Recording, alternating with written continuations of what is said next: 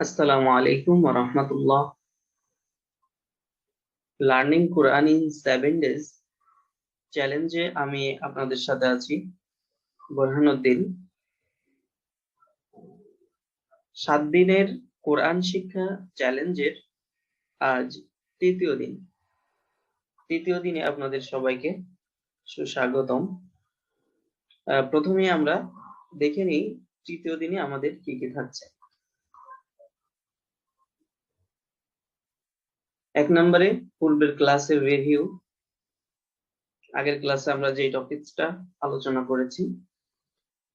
2 নম্বর থাকবে ওয়াজিব গুন্না, কলকলা ও মদের হরফের পরিচয় এবং 3 নম্বরে থাকবে বিসমিল্লাহির রহমানির রহিম বানান করে পড়তে শেখা। প্রথমেই আমরা আগের ক্লাসের আলোচনাটা রিভিউ করে আসি। আগের ক্লাসে আমরা যেই টপিকস গুলো শিখেছিলাম তার মধ্যে প্রথম ছিল হরকতের পরিচয়। আমরা জানি বাংলা শব্দ গঠন করতে হলে বর্ণের পাশাপাশি কারেরও প্রয়োজন আছে। আকার, রস্যিকার, হ্রস্বকার, তেমনি আরবিতে প্রয়োজন হরকতের। আমরা শিখেছি যে এক জবর, এক জের এবং এক পেশকে হরকত বলে এবং জবরে আকারের উচ্চারণ হয়, জেরে রস্যিকারের উচ্চারণ হয় এবং পেশে হ্রস্বকারের উচ্চারণ হয়। দ্বিতীয়ত আমরা শিখেছি সাকিন। আরবি অক্ষরগুলোকে একটির সাথে আরেকটিকে যুক্ত করতে যে চিহ্ন ব্যবহার করা হয় তাকে সাকিন বলা হয়। যেমন হামজা নুন জবর আন, নুনকে হামজার সাথে মিলানো হয়েছে। তেমনি ভাবে আম এবং আও। এরপরে আমরা শিখেছি তানবিন। 2 জবর, 2 জের এবং 2 পেশকে তানবিন বলা হয়। তানবিন গঠিত হয়েছে জবর, একটা হরকত এবং নুনের সমন্বয়।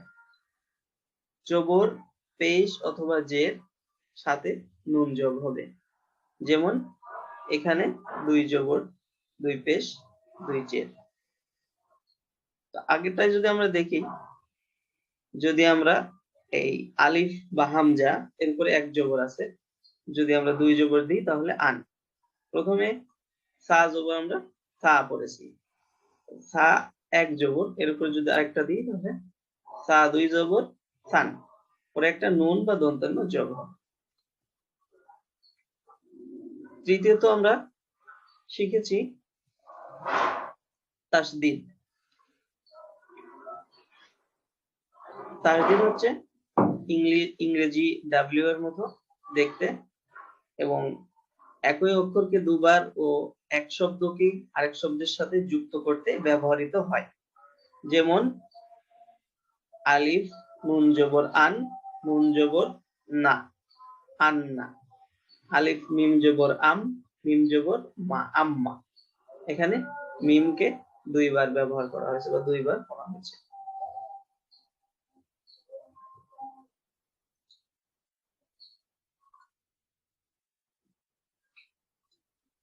এরপরে আমরা শিখেছিলাম আউযু বিল্লাহি মিনাশ শাইতানির রাজিম বানান করে পড়া।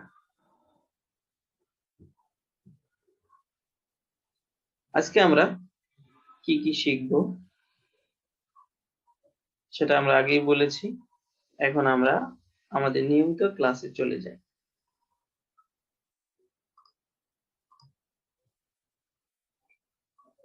প্রথমে আছে ওয়াজিব গুন্না, যেখানে গুন্নাটা করতে হবে।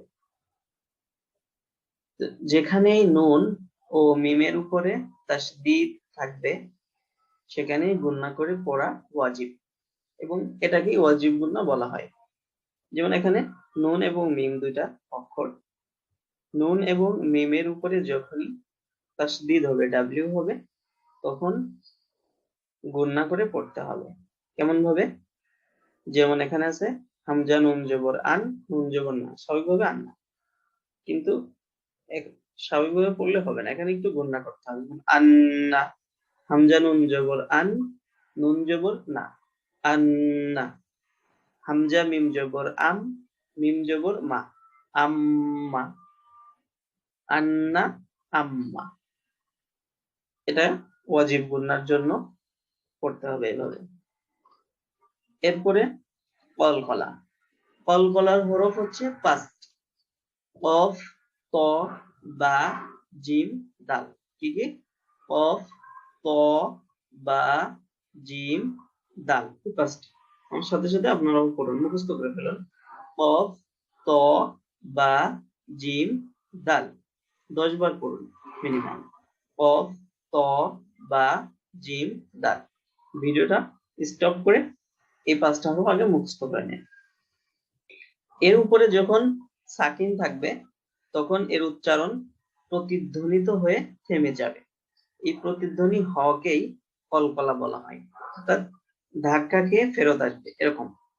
যেমন এখানে ফাংসব, এই বাটা কফ তবা বা কলকলার হরফ এবং বায়ের উপরে সাকিন আছে, এই জন্য উচ্চারণটা হবে ফাংসব, ফাংসব, সব, সব, বা ধাক্কা খাচ্ছে, বা, বা, সব, ফাংসব। আপনারা প্র্যাকটিস করবেন, তাহলে আশা করি ঠিক হয়ে যাবে। এরপর আছে মাদের হরফ। মাদ, মাদ্দুন। মাদ্দুন শব্দের অর্থ হচ্ছে দীর্ঘ করা বা লম্বা করা। পরিভাষায় টানিয়া বা দীর্ঘ করে পড়াকেই মাদ বলা হয়। মদের হরফ 3টি। মদের হরফ কয়টি? 3টি। ওয়াও, আলিফ, ইয়া। ওয়াও, আলিফ এবং ইয়া। এই মদের হরফ, ওয়াওটা তখনই মদের হরফ হবে যখন তার পূর্বে পেশ থাকবে। আলিফ তখনই মদের হরফ হবে যখন তার পূর্বে জবর থাকবে এবং ইয়া তার পূর্বে জের থাকবে। তাহলেই তখন 1 আলিফ পরিমাণ টানিয়া পড়তে হবে। যেমন আমি যদি বলি বা, আলিফ জবর বা, বা ওয়াও পেশ বু, তারপরে বা ইয়া জের বি। ঠিক আছে?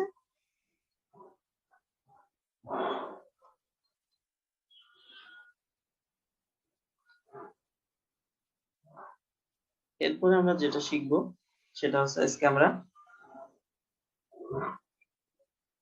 বিসমিল্লাহির রহমানির রহিম পড়া শিখবো। তার আগে আমরা এখানে দেখে আসি, এখানে ইয়া আছে মদের হরফ। ইয়াটা আমরা আলিফ ওয়াও ইয়া মদের হরফ শিখেছি না? দেখেন এখানে ইয়া তার পূর্বে আছে জের, ইয়া সাকিন তার পূর্বে জের, এই কারণে এখানে হিম একটা আলিফ টেনে পড়তে হবে, এটাই মদের হরফ। আশা করি এবার ক্লিয়ার হয়েছে, আপনারা প্র্যাকটিস করলে ইনশাআল্লাহ পারবেন। তো আসুন আমরা বিসমিল্লাহির রহমানির রহিম পড়া শিখি। প্রথমে কি আছে? বা, তারপরে সিন, তারপরে মিম। বা, সিন এবং মিম। বা এর নিচে আছে কি? জের, তাহলে বা জের বি রসিকার উচ্চারণ হবে। আবার সিন, এখানে দেখুন সিন এর উপরে আছে সাকিন। আমরা পড়েছি কি, যদি কোনো হরফের উপরে সাকিন হয় সেই হরফকে তার আগের অক্ষরের সাথে, আগের হরফের সাথে মিলিয়ে পড়তে হয়। তাহলে আমরা একসাথে পড়বো বা সিন জের বিস, বা সিন জের বিস। আমার সাথে আপনারা পড়ুন বা সিন জের বিস। তারপরে মিম জের মি, মিমের পরে আলিফ এবং লাম, এই দুইটার উপরে কিছু নাই, কারণে দুইটা পড়তে হবে না। তারপরে লাম, লামের উপরে তাসদিদ আছে, এই জন্য লামটা 2 বার পড়তে হবে, একবার মিমের সাথে একবার আলাদা করে। আমরা প্রথমে মিমের সাথে পড়ি, মিম লাম জের মিল, মিম লাম জের মিল, লাম খাড়া জবর লা, মিল্লা, বিসমিল্লাহ। হা জের হি, বিসমিল্লাহি। এখানে তারপরে আছে র, র এর উপরে তাসদিদ আছে, তাহলে র কে দুইবার পড়তে হবে, একবার হা এর সাথে আরেকবার র আলাদা। তাহলে আমরা পড়বো হচ্ছে হা র, জের, হির, হা র জের, হির, বিসমিল্লাহির। তারপরে র, হা এর উপরে সাকিন আছে, এই জন্য র আর হা একসাথে পড়তে হবে। র হা জবর রহ, র হা জবর রহ, মিম খারা জবর মা, রহ মা, নুন জের নি, রহমানি। এইবার পরে শব্দ র এর উপরে তাসদীদ আছে, এই জন্য র কে নুনের সাথে মিলিয়ে পড়তে হবে।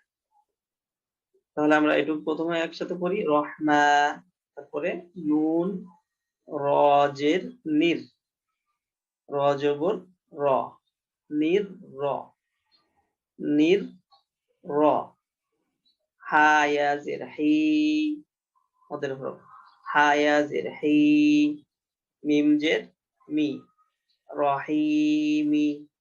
এখানে যেহেতু বাক্যের শেষ, এই কারণে মিমকে জের পড়া যাবে না, সাকিন করে পড়তে হবে, রহিম। তাহলে বিসমিল্লাহির রহমানির রহিম। আশা করি আপনারা কয়েকবার প্র্যাকটিস করলে এবং শুনলে সঠিকভাবে উচ্চারণ করতে পারবেন। তাহলে আমার সাথে সাথে আপনারা বলুন, বিসমিল্লাহির রহমানির রহিম, বিসমিল্লাহির রহমানির রহিম। কয়েকবার শুনুন এবং প্র্যাকটিস করুন।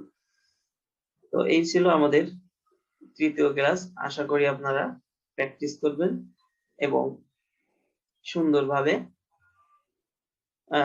কুরআনুল কারীম পড়া শিখতে পারবেন। তো দেখা হচ্ছে আমাদের নেক্সট ক্লাসে। সেই পর্যন্ত সবাই ভালো থাকুন, সুস্থ থাকুন। আসসালামু আলাইকুম ওয়া রাহমাতুল্লাহ।